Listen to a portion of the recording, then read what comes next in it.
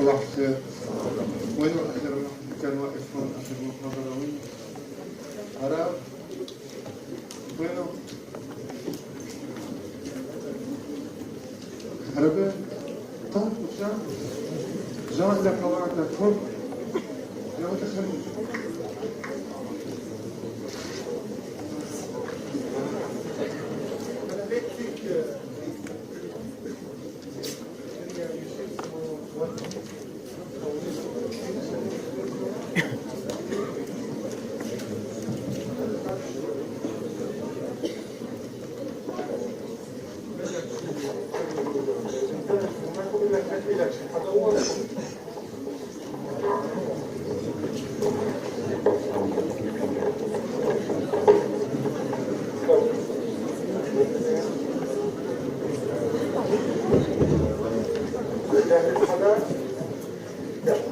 اتفقنا امبارح انه نفكر بلحظة دخول المريض لعندك شو الأخطاء اللي ممكن تصير معنا وتغير لنا بالنتائج.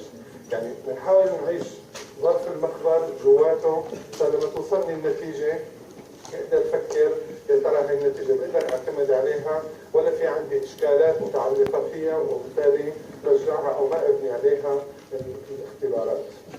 تمام؟ هلا نبدأ من أول لحظة نرجع بنعيد. أنت كطبيب وأنت كمخبر ورقة طلب التحاليل اللي بدك تجيك سواء من المستشفى ولا بعيادتك ولا بالمخبر، شو المعلومات اللي لازم نكتب عليها؟ اتفقنا إنه رقم واحد شو؟ وشو كمان؟ هلا بدنا نسمع بعض إذا بتقدروا لأنه الجو بلش اتفقنا غير الاسم؟ العمر مثلا؟ العمر مو مثلا، هون ما عم نعطي امثله، هون عم نكرر لانه كل وحده والها اشياء فيما بعد، يعني مثلا على العمر ليش بيهمني العمر انا؟ كمخبر ليش بيهمني؟ لانه حسب العمر الريفرنس رينج بيتغير، المجال المرجعي بيتغير عندي وبالتالي هذا يعنيني، وبالمشفى بيعنيني كمان بانه انا كطبيب انه بهذا العمر بحط تشخيص تفريقي بيختلف، يعني لنفس الارقام ونفس النتائج تشخيص تفريقي بيختلف من عمر لعمر. غيره هاي حكينا بدنا نحكي شيء جديد نضل واقفين هون؟ خلص وقفوا يلا بنلتقي الاسبوع الجاي. عطلة الاسبوع الجاي شو بدك انت؟ تعال نفكر سوا، ما انا ما عم دور حافظ ولا لا، بس هي شو لازم يكون فيها؟ طبعا طبعا كمان هذا امر مهم. غيره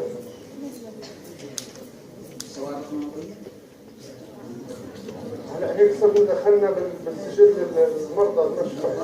انا عم نحكي على ورق التحاليل، يعني اهم من السوابق. قبل اسم الدكتور يكون اخر شيء تحت. تشخيص المحتوى بالنسبه له للدكتور، وفي شغله كثير مهمه لسلامتكم ولسلامه الجميع. شو هي؟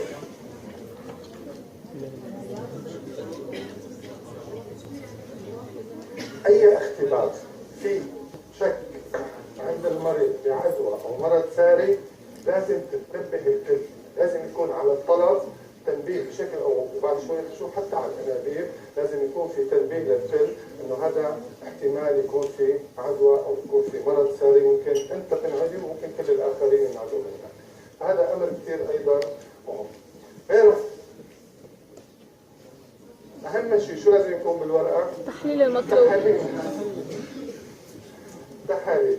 بعدين في شغلات ثانيه اللي هي حسب انظمه المشافي، في شيء الاي دي او المعرف او الرقم المعرف او الى اخره بالمشافي، والشعبه اذا كنتوا بالمشفى الشعبه اللي انت موجود فيها او القسم او الغرفه او الى اخره، التعليمات التفصيليه، اخر شيء تحت توقيع الدكتور. هاي اشياء فيكم تستنتجوها لحالكم وفيكم تتوقعوا تحفظوها، بس نجي للمرحله الثانيه انه شو الاخطاء اللي ممكن نحن نتورط فيها وتعطي نتائج خطا تغير في مسار التشخيص وفي مسار المعالجه. بنبلش من اول نقطه. بعد ما شفت التحاليل وتاكدت انا بالمخبر شو بدي احضر هلا، مريضي صار جاهز وتاكدت من كل شيء وقعدته على الكرسي، شو بدي احضر؟ تخيل الحكايه، ما بدك تخترع شيء، تخيل واعطيني خيالك شو بيعطيك بس. شو بدك تعمل له؟ قعدنا على الكرسي، شو بدك تساوي؟ اسحب عينة. بدي اسحب له دم، حتى اسحب له دم شو بدي؟ شو هن؟ سرنج. يعني بدي اسحب له دم وكبهم بالارض لكان انبوب جمع العينة. هذا الانبوب. شو الخيارات اللي عندي؟ حضران المرة الماضية؟ ايه اللي قبلها؟ طيب شو الخيارات؟ قدامي 10 12 انبوب، شو الخيار الرئيسي تبعي؟ شو الخيارات؟ يعني اي انبوب هيك غمض عيني وبشيله بينحط انبوب مناسب لشو؟ للتحاليل. اعطيني مثال بس. يعني مثلا بدي اقيس الجلوكوز، شو الانبوب المناسب للتحاليل؟ بدي اقيس الجلوكوز اللي فيه يكون مضاد تخثر. اي واحد؟ كيف؟ شو هو؟ علي صوتك. طبعا فلوريد الصوديوم. ليش؟ هلا احفظت. لا مو التخثر، شو مشان يمنع؟ مشان يمنع كل الخلايا من استهلاك السكر، لانه اذا ما اخذت على صوديوم فلورايد راح كل ساعه ينقص سكر 7%. طيب اوكي، واحد راح يسال شو يعني 7%؟ في عالم عم تخسر 50% من مصرياتها تدفع وحده، شو 7%؟ 7% ولا شيء الا بحالات معينه. اي حالات؟ الحد الاقصى، الحدود القصوى. يعني انا عندي بكره رح نتعلم سوا انه تشخيص الداء السكري انه يكون سكر الدم 126. انا اخذت التحليل وما قسته بعد ساعتين وما حطيت صوديوم فلورايد، كان هذا المريض معه السكر 129. يعني هو مريض سكري. اذا تركته ساعتين قديش رح يصيروا؟ نقصوا 14 تقريبا. قديش بتصير؟ صار تحت المجال. هو بالتالي مع السكر، يعني ضيعت عليه فرصه تشخيص مبكر. بالمجال بالوسط، وطول عمره الوسط ما له مهم، وطول عمره الوسط بخوف لانه ممكن يروح هيك او هيك. بس اما بالمجالات الحديه هدول الكارثه، يعني وين ما كانوا، سواء بالجسم ولا بالشارع ولا بالدوله ولا وين ما كان، الحدود القصوى هي الكارثه دائما، وهي اللي ممكن تغلط كثير وهي اللي ممكن تغلطنا كثير.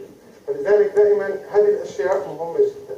الصوديوم فلورايد استخدامه الوحيد في العالم المخبر مثل ما اخذته السنه الماضيه الكيمياء الحيويه اللي ما حدا ممكن هلا عم يسترجي يقدمها وانا وراكم ما في عندكم حل غير اني موت، ومع ذلك ستبقى القائمه كما هي. لين كان اسمك امبارح؟ دراما. كثير زلمه تعبان صار له من امبارح، من الاسبوع الماضي واقف نفس الوقفه.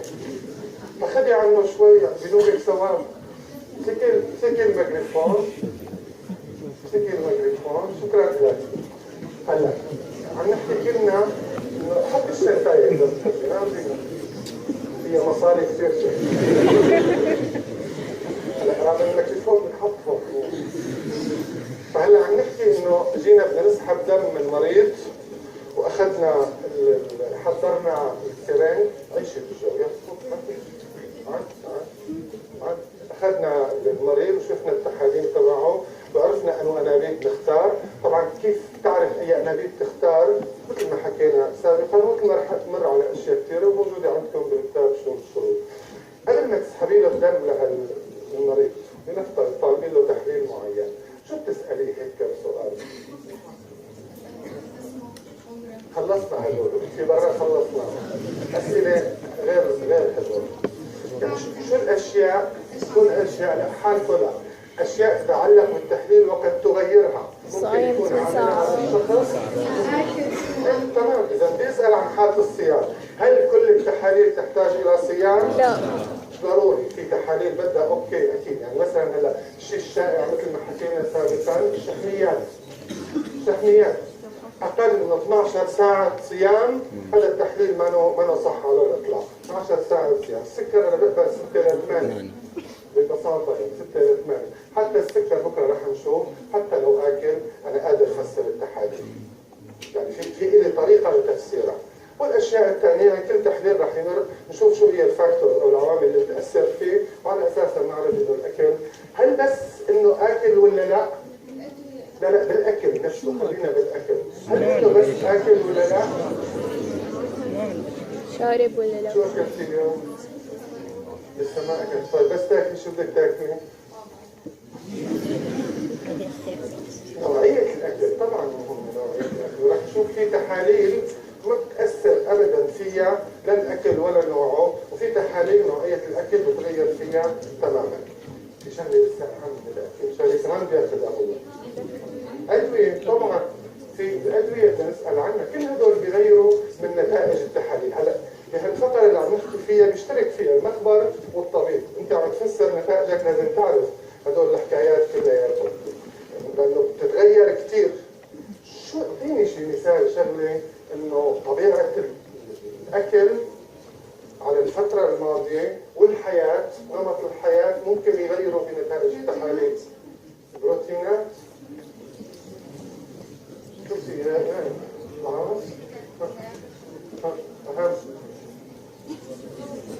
اهم شيء الشحوم، اهم شيء الشحوم، تاخذوها اخذتوها بالفيزيولوجيا كثير وبالقلبيه ومدري محلات ثانيه، يلي بيلعبوا رياضه بينقص عنده LDL والكوليسترول والشحوم الثلاثيه. لا بقول شوي يعني هلا بيسموها تصير من هدول الحدود بتطلعوا قرار مباشره. فيك تلاقي حدا اذا بدك توصيه لنقي حدا. ايه؟ خلص ما قلت لك ولا قلت له حط معي شكرا. موضوع اللايف ستايل ونوعيه الغذاء بالفتره الماضيه، مش بس اليوم ولا امبارح، بالاوقات كثير سابقه، الفتره الماضيه كثير مهمه.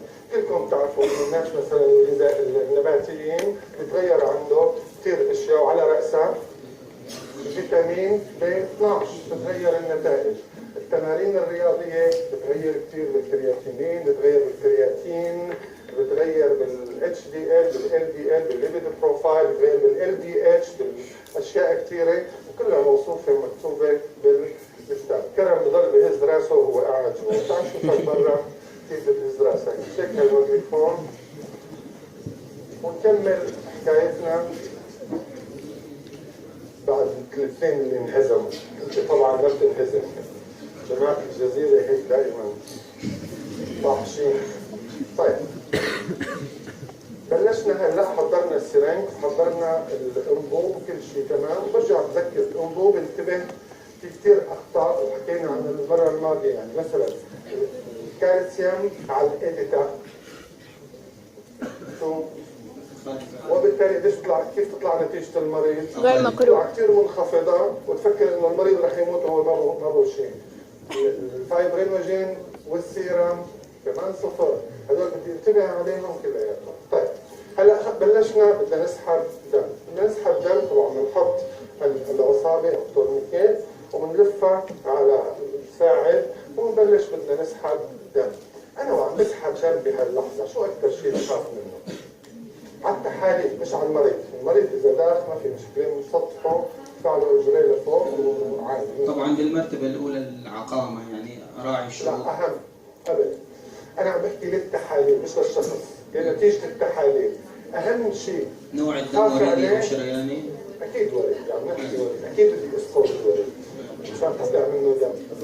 زياده بيطلع شوارع. لا اهم، برافو، ارفعي صوتك شوي. انحلال الدم. ليش انحلال الدم بخاف منه؟ وقفي وقفي وقفي. ليش تخاف من انحلال الدم؟ ليش؟ وبالتالي كل اللي جواتها صار برا. وانا عم بحكي على مليارات كريات، ما عم بحكي على 1000 كريه وثنتين وثلاثه. يعني اكثر شيء ممكن يتغير برايك شو بالنتائج؟ شوارد، صوديوم بوتاسيوم متوازنات. طيب السبب الثاني لخاف من الانحلال، لا هي اسباب. ليش بخاف من الانحلال كمان؟ غير انه بغير النتائج لانه الكريات بتغير، ليش كمان بغير النتائج؟ هلا انا مضطر هذا الاسبوع استعجل شوي لانه الاسبوع الجاي عطله. كل عام وامهاتكم كلياتها بخير ان شاء الله. استعجل شوي. اخذتوا كلياتكم بعمل الكيمياء انه نحن بنحط شغله على شغله بيطلع لون. كثافه هاللون هي اللي بتعطيني الرقم، مش هيك؟ طب انا بهيك حاله لما بنحل الدم جايني الدم اصلا والمصل شو؟ ملون خلقه. وبالتالي غير بالنتائج بشكل واضح من اول، لهيك بخاف من الانحلال. تعال نعد سوا يا كرم كم سبب من أسباب ممكن تؤدي لانحلال الدم وأنا عم بشتغل على سحب العينة والتعامل معها. أول سبب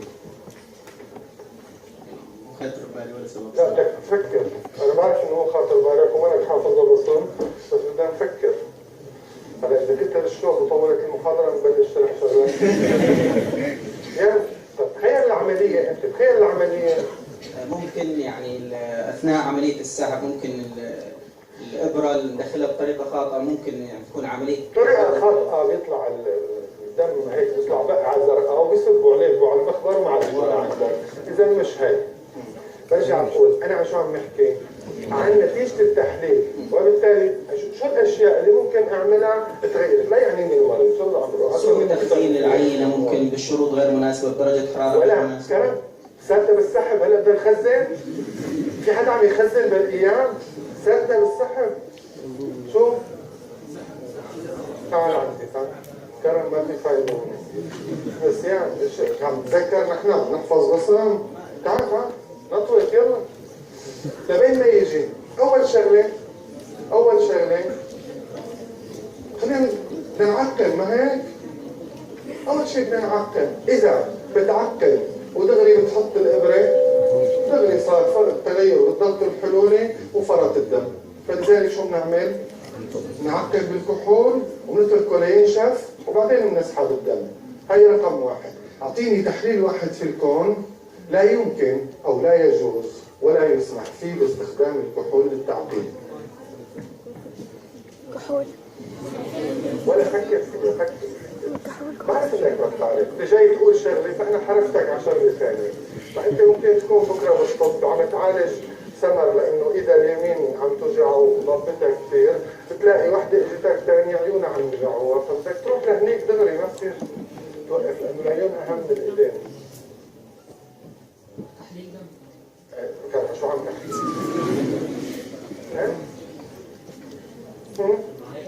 معايرة الكحول نفسه. معايرة الكحول بالدم. فبصير هيك يعني واحد سكران فتعيط له الكحول مثلا فيها. طيب شو بدك تقول لي من اسباب انحلال الدم؟ انه لما ناخذ العينه نحن عم نسحبها بالسرنج دغري نحطها بانبوب العينه. لا والله ما له علاقه هذا. طب جعد الجمله نحن عم نسحب بس وقف نحن وعم نسحب. هلا السحب هو فعل صح؟ الافعال يمكن ان تكون بطيئه ويمكن ان تكون السحب السريع. كيف؟ ميكانيكيا ببساطه. اذا السرنج ابرته رفيعه تمام؟ كمان بغير غيره. سحبنا وخلصنا ببطء وبهدوء وبظرافه، حطينا له تركنا المريض قلعناه وصار معنا العينه بالدم. شو ممكن اغلط ويؤدي لانحلال؟ قررت بسرعه ما بنسمع هيك. طيب سحبنا ببطء، شو لازم نفضي؟ ببطء. كمان التفرقه السريعه كثير ايضا تؤثر على الكريات. غيره حطيناهم بالانبوب وضايفين مضاد تخثر، شو بنعمل بعدها عاده؟ بدنا نمزج. كيف بدنا نمزج؟ كيف عملتها اول انت قبل؟ نعمل هيك. هاي نفسها ببساطه الانبوب تمسكه هيك، واحده اثنين ثلاث بس، مو تكون خانق انت وحماتك ما بتصير، لانه ايضا بشكل ميكانيكي. اذا مشينا للاخر رح تلاقي انه في كثير اسباب ميكانيكيه ممكن تؤدي الى انحلال الدم. انا واخذ الانبوب بدي فضي فيه دم. طبعا لما انا عم بحكي عن عينه دم فانا عم بحكي على كميه. في شيء له علاقه بالكميه ممكن يسبب لي انحلال دم مع الانبوب؟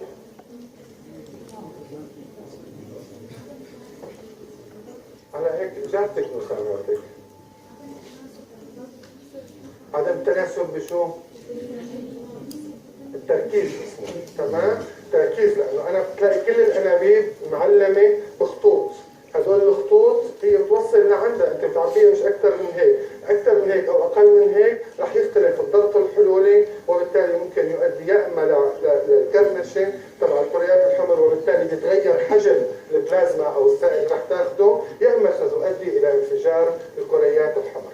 كل هدول الاشياء مهمه. بالسنترفيوج بعلموكم كمان بالكيمياء الحيويه انه بس تخلص تسفيل، مع انه كلياتكم شو بتعملوا؟ مستعجلين. هاي الوقفه مثل الواحد ماشي بالسياره و220 وعمل فرامل السرعه، اللي وراه شو بصير فيه؟ وهو نفس الشيء، الكريات الحمر شو بصير فيها؟ رح تنحل. كل هالاشياء هي ممكن تؤدي الى انحلال كريات الدم، وبالتالي تغيير النتائج. فنحاول ننتبه لها دائما نحن وعم نقرا التحليل، ونحن عم نسحب او عم نساهم بعمليه انتاج التحليل. اوكي؟ نجي بعدها، شو ممكن كمان نغلط غير موضوع انحلال الكريات الحمر؟ تخيل العمليه انت. حفظ العينة. حفظ العينة، اوكي. هلا اخذنا عينة دم، وانا اخذت عينة الدم هلا، بعدين اتصلوا فيني بالبيت قالوا لي حماتك اجت لعندها، فمضطر تجي فورا. تركت البيت ورحت على الكلية، على هي بيت، ورحت على البيت. فبدي اضطر استنى.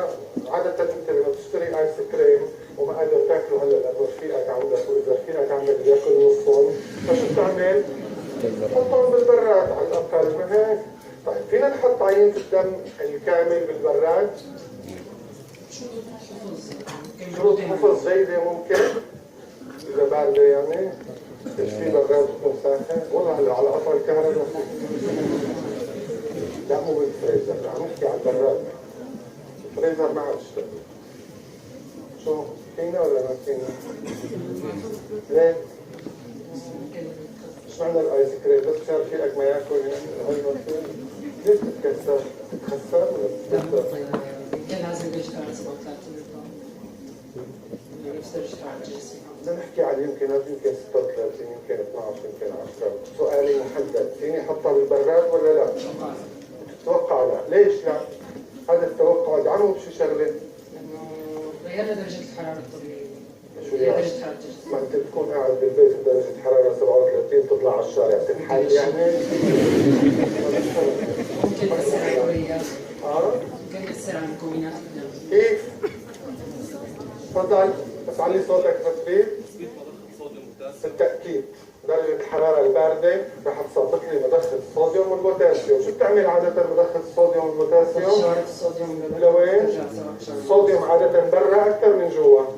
بتفوت عادة بسبب ممال التركيز، بترجع المضخة شو بتعمل؟ تطلع على برا، بتفوت بدالها بوتاسيوم، فبصير التوازن. مع المضخة عبارة عن انزيم، والانزيم يحتاج هلا ايه بيعرفهم كلهم هدول. ايه المضخة محتاجة إلى 37 درجة مئوية. لو حطها بالبراد فأنا ثبتها شو يعني؟ مع الصوديوم اللي برا رح يضل جوا، يضل لحاله. هذا مو مثلك بخبي الايس كريم، بس يكون بمحل بجيب كل الميات اللي عنده، وبالتالي تنفجر الكريات الحمر. بالمقابل عينة خلصنا منها، عملنا تسفيل واخذنا عينة البلازما او السيرم اللي بدك اياها، ونفس المشهد اتصلت فيك حماتك او العروس قالت لك انا بالمحل الفلاني ولازم تروح، تحطه بالبراد ولا تتركه برا؟ عينة المصل، لا خلصنا من الدم الكامل، المصل او البلازما فيني اتركه برا ولا لازم احطه بالبراد؟ واحيانا بالفريزر. ولك السؤال الجواب فيه شو؟ اكيد لازم احطه بالبراد، بس ليش؟ ما عاد في كوريا. شو؟ هاي اوكي، بس ليش هدول؟ طيب ما دام ما عاد تثبت مضخة الصوديوم خليهم برا، فما عاد يتثبطوا الشغلات الثانية. هلا إذا كان مسكر الأنبوب شو يعني تتخرب كمان؟ ليش تتخرب البروتينات؟ حيوان البنية الأولية. هلا رح تشوفوا مع الوقت إنه معظم الشغلات اللي عم تقيسوها هن الإنزيمات. تمام؟ درجة حرارة 37 شو بصير بالإنزيمات؟ أو درجة حرارة الغرفة رح تشتغل، وكل شيء بيشتغل كثير شو بصير فيه؟ بيتخرب كثير ويستهلك كثير، وبالتالي سيحدث تغييرات. أحيانا بالتالي انا ما بقيس الانزيم، اذا بتتذكروا بالعملي انا ما بقيس الانزيم، شو بقيس؟ نشاطه، يعني البرودكت تبعه، النتائج تبعه، وبالتالي هو صار له. وانا عاده قياس الانزيمات بالكاينيتيك بقيس من مثلا داخله على الجهاز انه قديش مدى النشاط لها الانزيم خلال زمن محدد، يعني 30 ثانيه، 20 ثانيه، 10 ثواني، وبالتالي انا درجته ساعه يشتغل، فالبرودكت النتائج قديش بدها تكون؟ مرتفعه جدا، متغيره، تمام؟ هذا امر، فانا ستتغير عندي النتائج كلياتها، وخاصه قياس البروتينات. فلذلك لازم دائما احفظ عينة المصل أو البلازما في البراد منعا لأي تغييرات فيها، وخاصة في البروتينات. تمام؟ الأمر الثاني إنه مثل ما قالوا فينا، إذا نسينا أغلب المخابز تحاول توفر الأنبوب اللي بغطى حقه 70 80 ليرة، ما بعرف هلا قديش، الأنبوب اللي بلا غطى حقه شي 20 30 ليرة، مكسب 50 60 ليرة. إذا كان الأنبوب بلا غطاء فسيتبادل كثير من مكوناته مع الوسط المحيط، صح؟ واحدة من الأشياء اللي رح يتبادلها هي CO2. يا حضرتك رح يطلع من الدم لبرا ولا من برا للدم؟ من الهواء للدم ولا من الدم للهواء؟ ركزوا شوي، ما تستعجلوا. ليش الدم للدم؟ وده وريني تركيز CO2 بالدم اعلى، وبالتالي راح يطلع لبرا. تمام؟ شو يعني؟ شو انا ما عم قيس CO2، pH. لما تطلع CO2 يعني تغيرت كل السلسله اللي بعدها من البيكربونات وال H2CO3 والكربونيك انهيدرات، كله تغير، وبالتالي البي اتش تبع الدم. طب واذا تغيرت البي اتش شو الشغله العظيمه؟ انا ما عم قيس. الزلمه جاي يقيس ALT مشان يشوف اذا عنده التهاب كبد. نشاط الانزيمات مش بس نشاط الانزيمات، شو كمان؟ بنية البروتينات كلها بتتغير، لانه بتعرفوا البروتين انفيباتيك، عفوا انفوتيريك، مذبذب. شو يعني مذبذب؟ يعني بالبي اتش، لا مو مثلكم، انا ما مثلكم ابدا. مذبذب يعني بالوسط الحمضي، هذا كرم اللي عم يقول هيك. بالوسط الحمضي غير بالوسط الخلوي. وانا وقت بقيس شغله، وقت بقيس بروتين، كيف بقيسه؟ بكون عم دور على ستراكشر، على بنيه محدده فيه، ما بكون عم قيسه كلياته، لانه مثل الضد والمستضد بيرتبطوا بكل بروتين، لا بيرتبطوا بجزء. فهذا التغير في البي اتش ولا الحراره كلهم سيغيروا من بنيه البروتينات خصوصا، ويؤدوا الى تغييرات في القياسات كلياتها. كل هدول الاشياء للاسف تحدث كثيرا في مخابرنا، وللاسف انت كطبيب بالاخر في الواجهه، انت اللي راح تشوف المريض، وانت اللي راح تفسر النتائج، وانت اللي راح تحكي فيها. لذلك دائما خليها ببالك، ومشروحها جيدا في الكتاب، واي اسئله ومناقشات معنا لاخر السنه اذا الله راد ممكن نحكي فيها. واضح؟ في مجموعه اخرى من الاخطاء حكينا مع مشكله انه متلخبط بينكم وثلاثتكم الثانيه. اذا شفنا النتائج، يعني مثلا تعال شوي بردان شوي، فكرت بردان شوي.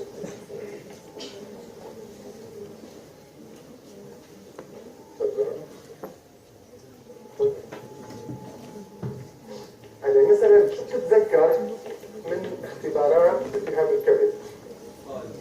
تمام؟ وغيره؟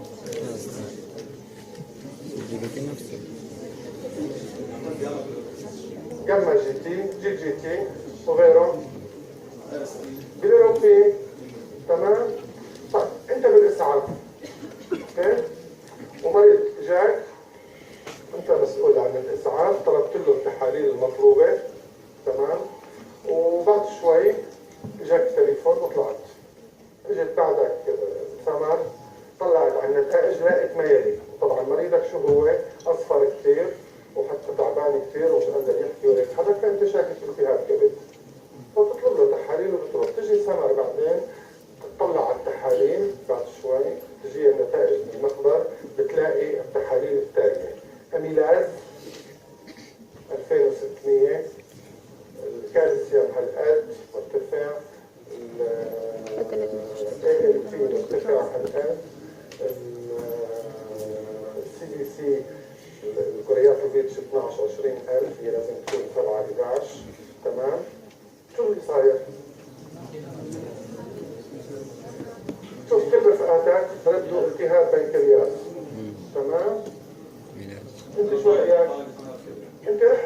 هي سمر، شو لازم تتصرف؟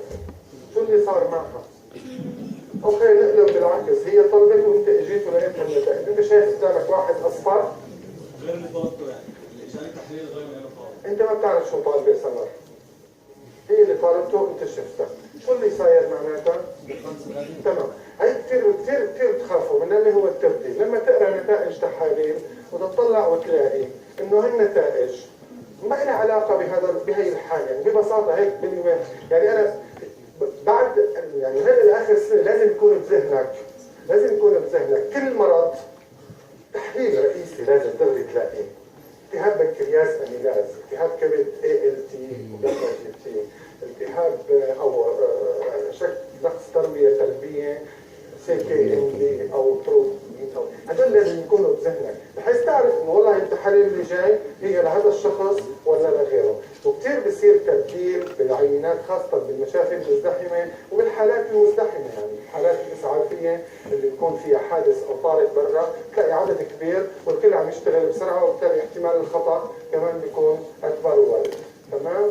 غيره نفسه هذا المريض بعدين اتخانقت انت وسمر واتفقتوا ومشي الحال وطلع معه التهاب كبد واعطيتوه التحاليل وما عاد في شيء، الزلمه ما احلاه، راح ورجع لك بعد شيء اسبوعين على الاسعاف.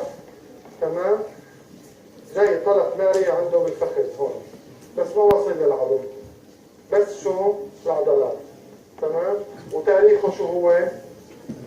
تاريخه شو فيه؟ التهاب الكبد A. التهاب الكبد A شو يعني؟ شو يعني؟ يعني ما عادش يرجع، يعني راح مرة صاروا خالصين. تمام؟ فوتوا بعثته على العمليات، عملوا له العملية وطلع ما أحلى، علاماته الحيوية كلها مستقرة، يعني ما في شيء زلمة ولا يوجد في تاريخه إلا هالنقطة اللي كانت سوداء صارت بيضاء، التهاب الكبد A اللي هي عمليا بالسوابق لم تعد تعني شيئا يفترض ب 99% من الحالات. كيف؟ ما في أحلى منه هذا الزلمة، بس بعد العملية شو قاعد نقوله للمريض؟ سيروم. طبعا قيل له للمريض سيروم ملحي. اوكي؟ طلبت له بعد شيء ساعتين 3 4 قلت له للممرضة إذا بتريدي اعملي لي تحليل لإنه بشكل عام. شوف بعد العمل الجراحي راح واجتك النتائج كما يلي. ALT عالية، ALT منخفضة، لا مش عالية، منخفضة. ALT منخفضة، الكالسيوم كثير منخفض، هو مصاب بطلق ناري عند الفخذ، كالسيوم كثير منخفض، الفوسفاتاز القلوية اللي هي العلاقة بالعظم كمان منخفضة، البروتينات الدم منخفضة، الألبومين منخفض، السكر كمان منخفض، لا السكر كمان منخفض، بس الصوديوم والكلور مرتفعين. طيب قولوا لي اني حكيها قبل، شو بصير؟ تمام. هاي كمان انتبه لها، عندما تتشكل لديك فكرة من قراءة التحاليل أن كل النتائج منخفضة إلا واحد أو اثنين، وهالواحد مميزين هن يا صوديوم يا جلوكوز يا الاثنين سوا، ففكر بأنه ممرضتك مش مستعدة تعذب حالك، هي رايحة وتفتح وريد من جهة ثانية بنفس المحل ماسكة السيروم تطعجه هيك حط دم وخالصين. تمام؟ يطلع سيروم على الحل. لا بيطلع سيروم وشوية دم، لأنه بيطلع السيروم على الحل ما بتقتنع إنه دم حش، تغمق شوية. تمام؟ في أخطاء ثانية رح تشوفوها أيضا موجودة. النقطة الأخيرة النقطة الأخيرة فيما يتعلق، تفضل.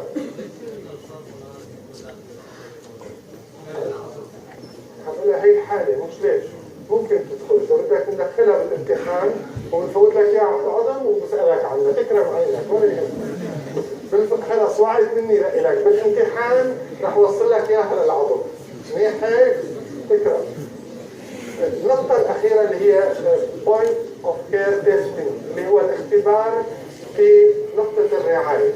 تعرفوا هلا بعصر السرعة نحن، فكمان في مرضى اللي بدهم تحاليل متكررة، يعني مرضى السكري أوقات معينة تقريبا كل يوم أو يومين بيعملوا تحاليل، الأمراض المزمنة تحتاج لتحاليل،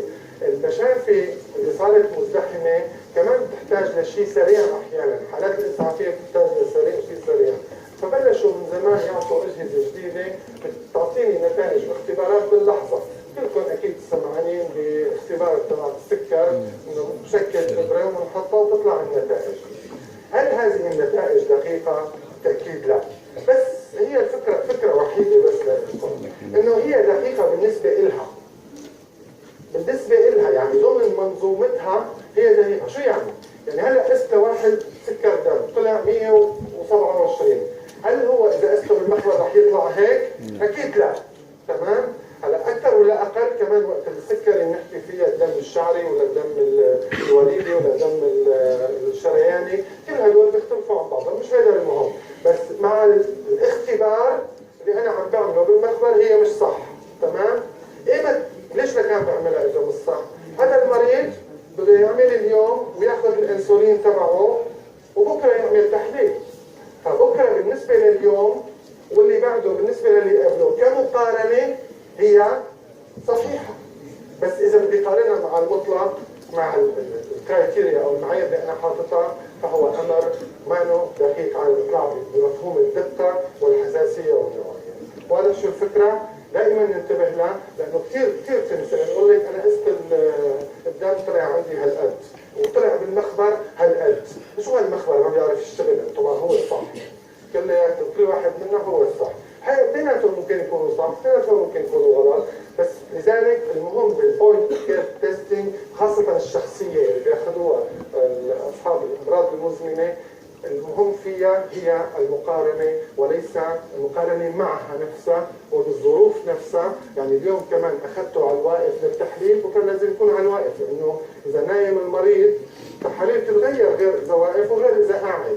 إذا أخذته بعد الأكل بكره لازم آخذه بعد الأكل، وهكذا. يعني إني وحد ظروف القياس. عندما أوحد ظروف القياس، المقارنة مع نفس القياس هي صحيحة 100%، أما مقارنتها مع ظروف أخرى وشروط أخرى فهي غير صحيحة. واضح؟ أي سؤال عن الاختبارات كلها اللي حكينا؟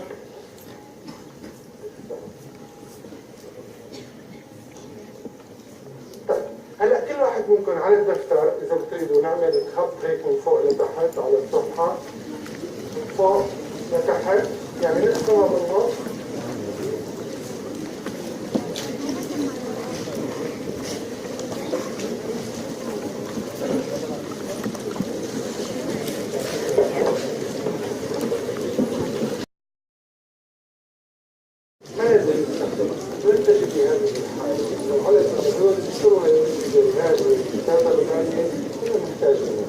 لا تعتمدي على هذا القياس التشخيص هذا القياس. لو عم الا بالقياس اللي نحكي. هلا بالتاكيد في اجهزه احدث يعني عم يطوروا فيها لتكون اوكي زي اذا كانت المدفع على الصوره، بس الاجهزه اللي عم تنباع تجاريا على الأسف هي المقارنة نتائج ومتابعة حالة الشخصية للشخص. طيب، هلا الدم تبعنا أو البلازما فيه أكثر من 400 بروتين. بدي منك تقول واحد منهم. جلوبولين بروتين. سؤال. دخلتنا بشغلة ثانية. الجلوبولين بروتين سؤال. لأن البروتين هو كلاس صنف، مش بروتين. تعطيني واحد غيره.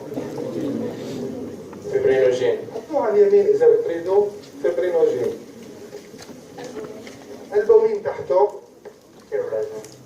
سيريولوبلازمين تحته. هي بروتين.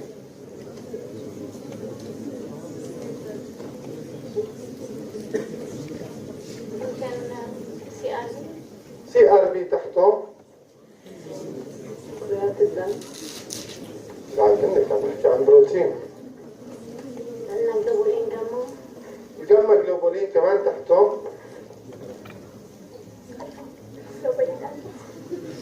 الالفا جلوبولين ليست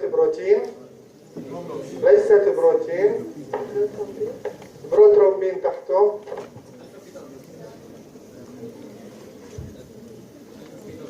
الفا فيتو بروتين على اليسار. مش تحت هدول ولا بروتين. جلوبولين بيتا ليست بروتين.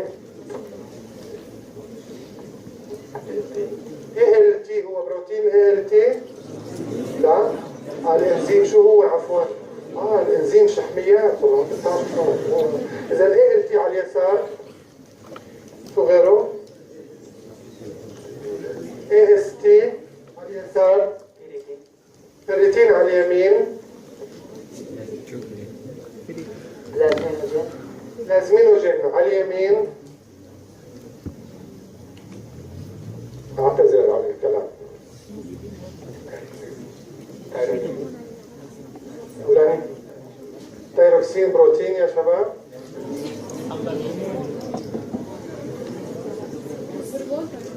هرمون النمو على اليسار، ترانسفيرين على اليمين. هي بروتين.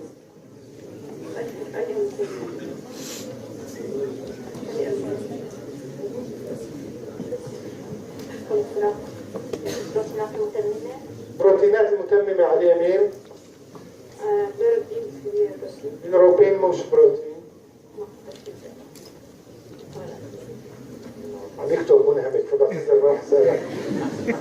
اسف اللي ببارز حظي لو جيت لعنده من تاني وحده كان قال من بالي ذكرناه. شوف رينين على اليسار، براديكينين بالنص. ما بيعرف بروتينات. الهابتوجلوبين على اليمين. هيموجلوبين. هابتوجلوبين. هيموجلوبين مش بروتين بلازما. LDH على اليسار، LDH على اليسار.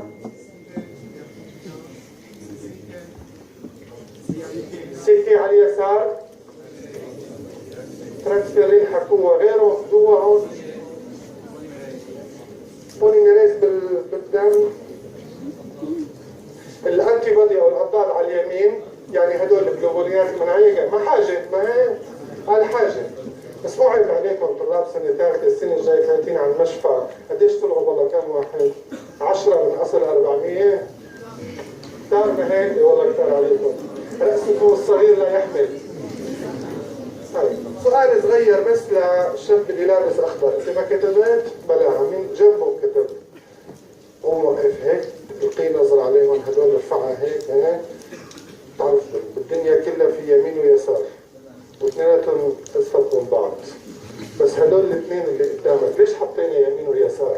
شو اهم الفرق بين اللي على اليمين واللي على اليسار؟ إله السؤال حرام.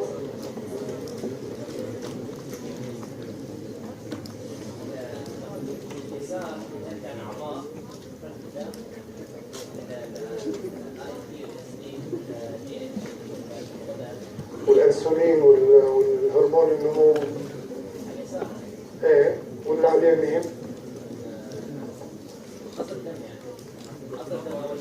معلش لو جبناهم من الشارع ما جبناهم من الدم. يعني اليمين مكان عملهم هو الدم، اما هدول انه هن بس منقولين بالدم، يعني مكان عملهم غير. اذا نستطيع تقسيم بروتينات البلازما الى صنف. هلا صرت تحكي ما عادش في حكي، سكتي خالص. البروتينات البلازما تنقسم الى قسمين او المصل، قسم له وظيفه داخل الدم ونسميهم بروتينات البلازما الوظيفيه، الامثله على اليمين وفي منها كثير. وقسم بروتينات ليس لها عمل في الدم، شو بنسميها؟ بروتينات غير وظيفيه. طالما انها لا عمل لها، يعني برجع بعيد نفس السؤال، اذا هلا دورتوا ولقيتوا حدا هون قاعد من كليه الاداب، شو اول سؤال بيخطر على بالكم؟ شو جابك لهون؟ طيب طالما ما إلها شغل ليش جاي لهون؟ ليش تعمل زحمه بالمناطق المزدحمه؟ حكينا سابقا في اسباب كثيره، ما يعني طبعا منا مثلا الهرمونات منقوله لمكان تشتغل بمكان ثاني، منا رايحه للتصريف الى اخره، بس الشيء المهم بالنسبه لنا هو ان جزء من هذه المركبات تاتي نتيجه التخرج الطبيعي والموت الخلوي السوي الذي يحدث كل يوم في خلايانا. زيادة هذه المكونات يعكس بشكل أو بآخر زيادة نسبة التخريب التي تعني الأذية أو المرض. كل عام وانتم بخير.